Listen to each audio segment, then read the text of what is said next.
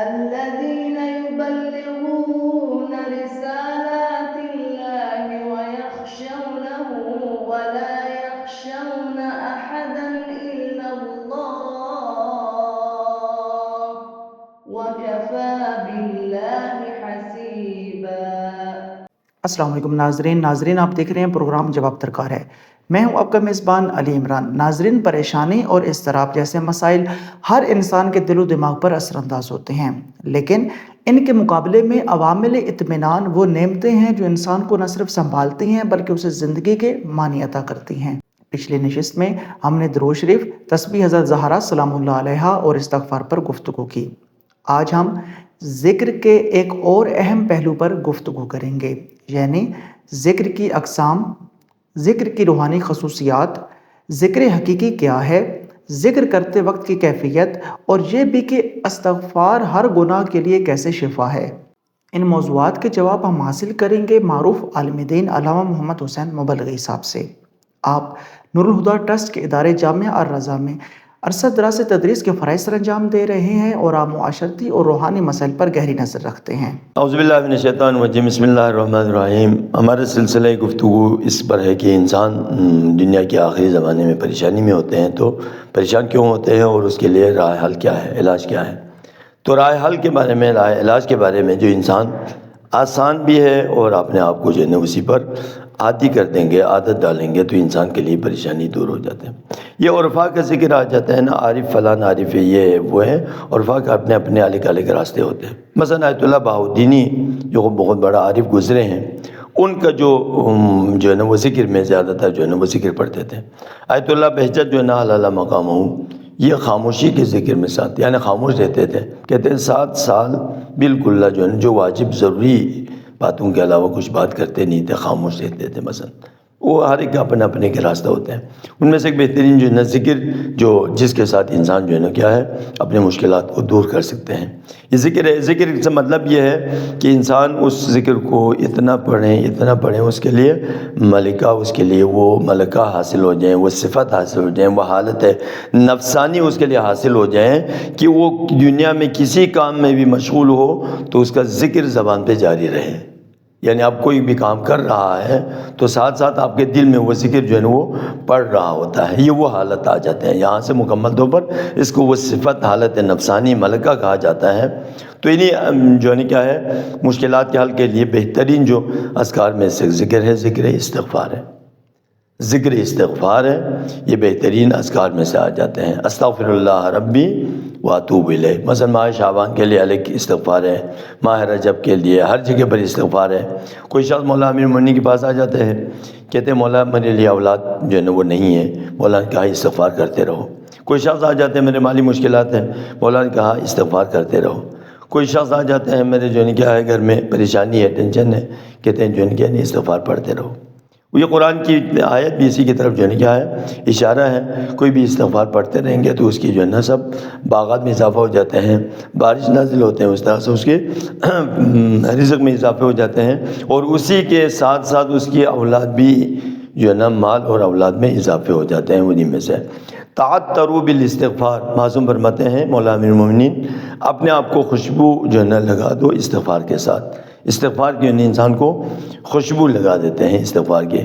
30,000 جو ہے استغفار پڑھنا جو ہے اس میں۔ آیت اللہ بہجت سے کسی نے سوال کیا کہ بہترین جو ہے وہ کیا ہے ذکر اذکار میں سے کیا ہے، مثلا درود اور اس کے بارے میں سوال کیا گیا، درود اور لعن میں سے کس کو مقدم کیا جائے، تو استغفار اور لعن ہوتے ہیں یہ پاک کرنا، تزکیہ کرنا، اپنے آپ کو باطن سے صفا کرنا، اس کے بعد اس میں جو بھی ڈالے گا اس کے لیے فائدہ ہو جائے گا۔ تو استغفار ہے، پاکی ہے استغفار۔ اس کے ایک معنی جو ہے نا الگ الگ سے معنی ہوتا ہے، اور نبی کو غدیر کے بعد جب واپس آنے کے بعد جہاں پر سورت نازل ہو گئی ہے بعد میں جو آخر میں آخری زندگی میں، تو وہ سورہ ہے، سورہ نصر ہے۔ بسم اللہ الرحمن الرحیم، اذا جاء نصر اللہ والفتح ورأیت الناس يدخلون فی دین اللہ افواجا فسبح بحمد ربک واستغفرہ انہ کان توابا۔ استغفار کرو، یعنی رسول کے بارے میں کہا گیا نا سورہ فتح میں، انا فتحنا لک فتحا مبینا لیغفر لک اللہ ما تقدم من ذنبک وما تاخر۔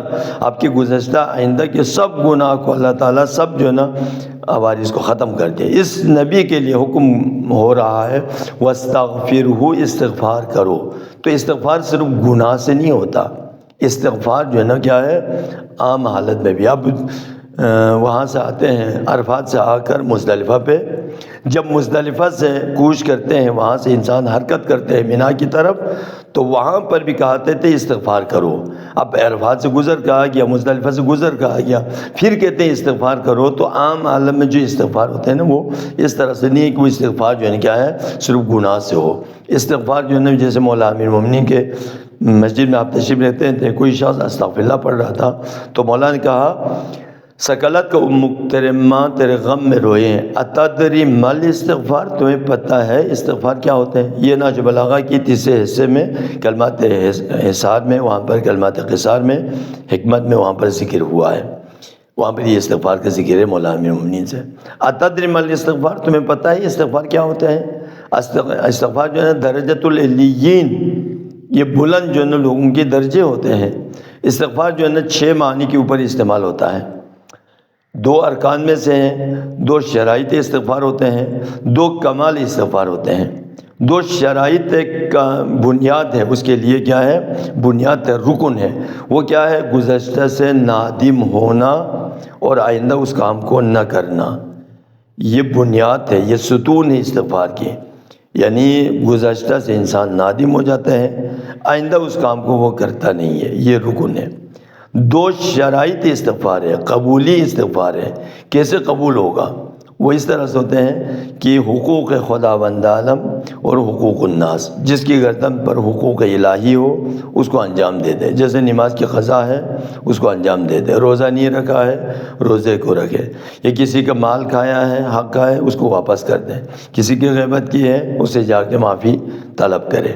یہ شرائط قبولیہ استغفار ہے۔ 2 کمال استغفار ہے، انسان جیسے امام رضا فرماتے ہیں التائب من الذنب کمن لا ذنب لہ، جو گناہ سے توبہ کرتا ہے گویا کہ اس کے گناہ ہے ہی نہیں ہے، اس کا گناہ سب معاف ہو جاتا ہے۔ وہ کمال استغفار کہاں پر ہوتا ہے؟ تو 10 سال گناہ میں گزارے ہیں تو آئندہ 10 سال اپنے بدن سے عبادت میں گزاریں، اور جو اللہ کی عبادت نہیں کرتا، ذکر نہیں کرتا، اللہ کی یاد میں نہیں ہوتا، تو اس دنیا سے کھانا پینا اٹھنا بیٹھنا اس کے لیے جائز نہیں ہے، کیونکہ اللہ کا بندہ ہے، کائنات خدا کی ہے۔ اس میں آپ نے بغیر اللہ کی اجازت کے کھایا پیا ہے تو گوشت ہڈیاں وغیرہ بڑھ چکے ہیں بدن پر، تو اپنے بدن سے اس کو کم کریں، اس کو پگھلائیں، اس ہڈیوں کو کم کریں، اسی گوشت کو پگھلائیں، پھر اس کے بعد حلال کے ساتھ دوبارہ اس میں اضافہ کریں، یہ کمال استغفار ہے۔ تو یہ استغفار 6 معنی پر استعمال ہوتے ہیں۔ مولا فرماتے ہیں تمہیں پتہ ہے استغفار کیا ہوتا ہے؟ تو یہ ذکر استغفر اللہ صرف بھی نہیں، استغفر اللہ ربی واتوب الیہ، کسی کو خوبصورت لکھا تھا، حق لوگوں کا کہتے ہیں، مسجد میں جا کے اللہ سے معافی مانگتے ہیں، استغفر اللہ پڑھتے ہیں، مسجد میں جا کر لوگوں کا کہا کرتے ہیں، ایسا نہیں ہے۔ حق اپنے رشتہ داروں کا کہتے ہیں، بہن کے حق کہا جاتے ہیں، رشتہ داروں کو تنگ کرتے ہیں، لوگوں کو تنگ کرتے ہیں، پھر جا کر جو ہے نا مسجد میں جا کر استغفر اللہ پڑھتے ہیں۔ اللہ کہتے ہیں پہلے جا کے لوگوں سے معافی مانگو۔ استغفار ہر چیز کے لیے الگ الگ استغفار ہوتے ہیں، لیکن نارمل جو ہم استعمال جو کرتے ہیں زبان پر، تاکہ لوگوں کو پتہ چلے یہ بندہ استغفار کیا ہوا ہے۔ جیسے آپ کسی مسجد میں جاتے ہیں، کسی کے پیچھے نماز پڑھنا ہے، تو وہاں پر آپ کو امام کی یہ الفاظ آپ نے سنائی دیا تو آپ کے لیے نماز پڑھنے میں کوئی مشکل نہیں ہے، کیوں امام کہہ دیا استغفر اللہ ربی واتوب الیہ، آپ اس کے گناہ بھی سرزد ہو، اس نے توبہ کر لیا، آپ اس کے پیچھے نماز پڑھ سکتے ہیں۔ تو یہ ظاہری اظہار ہے، اس کو پتہ چلے یہ مسلمان ہے، اس نے توبہ کیا ہے۔ حقیقت توبہ وہ 6 معنی پر آ جاتے ہیں، انہی میں سے انہی ذکر میں سے جو یا فتاح کا ذکر ہے، رزق کی مشکلات کے لیے، مالی پریشانی کے لیے، دل کی نورانیت کے لیے بھی اس ذکر کو جو ہے نا وہ زیادہ زیادہ پڑھنا ہوتا ہے۔ اس لیے یہ بھی نماز صبح کے بعد یہ منصوب ہے، امام زمان سے بھی منصوب ہے، نماز صبح کے بعد دل پہ ہاتھ رکھ کے یا فتاح 70 مرتبہ، یا رزاق ہو یا فتاح، یا فتاح ہو یا رزاق، یہ 70 مرتبہ پڑھیں گے، اس کے مالی پریشانی دور ہو جاتے ہیں۔ یہ ذکر الہی کیا ہے؟ اب ذکر کے معنی کیا ہے؟ بس اسی کے ساتھ ہم اس کو اختتام کرتے ہیں۔ ذکر الہی کیا ہوتے ہیں؟ ذکر اللہ کیا ہے؟ یعنی ہم کہتے ہیں ذکر ذکر ذکر کہتے ہیں، ذکر اللہ کیا ہے؟ سب سے پہلے اللہ کا عظیم جو ذکر ہے وہ ذکر ولایت امیر المومنین علیہ الصلوۃ والسلام ہے۔ 2 آپ کے اولاد کا ذکر ہے، یہ ذکر اللہ میں آتے ہیں۔ 3 نبی اور ائمہ کی سنت، ان کی پیروی کرنا، ان کی سنت کی پیروی کرنا، وہ سنت ذکر الہی میں آ جاتے ہیں، انہی میں سے، اور انہی میں سے جو ہے کیا ہے، علم ہے، دانش ہے، معرفت ہے، یہ بھی ذکر میں آ جاتے ہیں۔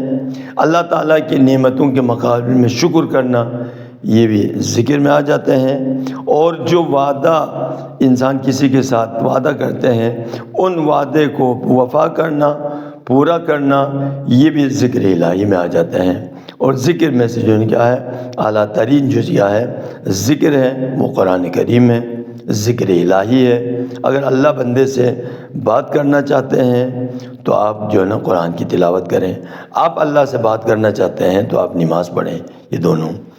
ذکر اللہ دوا و علاج النفوس، اپنے نفسوں کی مریضوں کے لیے جو دوا ہے وہ ذکر الہی ہے۔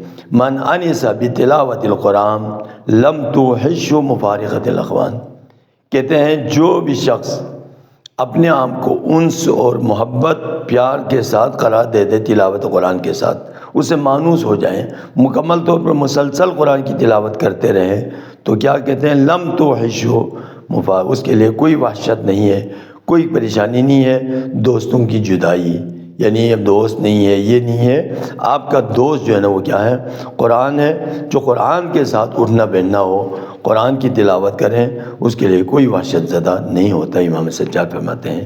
تو ہمیں قرآن کے ساتھ تلاوت کرنے، اس پر عمل کرنے کی توفیق عنایت فرمائے۔ بہت شکریہ علامہ صاحب، آج کی گفتگو نے ہمیں یہ باور کرایا کہ ذکر صرف زبان کا عمل نہیں بلکہ دل و روح کا رابطہ ہے، جو اگر خلوص، آگاہی اور شعور کے ساتھ کیا جائے تو انسان کو حقیقی سکون عطا کرتا ہے۔ اور استغفار صرف گناہوں کی معافی کا نام نہیں بلکہ دل کو نرم، ضمیر کو بیدار اور روح کو تازہ کرنے کا عمل ہے۔ ناظرین کرام، آئیں ذکر الہی کو اپنے زندگی کا حصہ بنائیں، دل سے سمجھ کر، محبت سے، کیونکہ سکون وہی پاتا ہے جو خدا کو یاد کرتا ہے اور اسے دل میں جگہ دیتا ہے۔ اگلی نشست میں انشاءاللہ ہم ایک اور زاویے سے عوامل اطمینان پر بات کریں گے۔ تب تک کے لیے اپنے میزبان علی عمران کو اجازت دیجیے۔ اللہ حافظ۔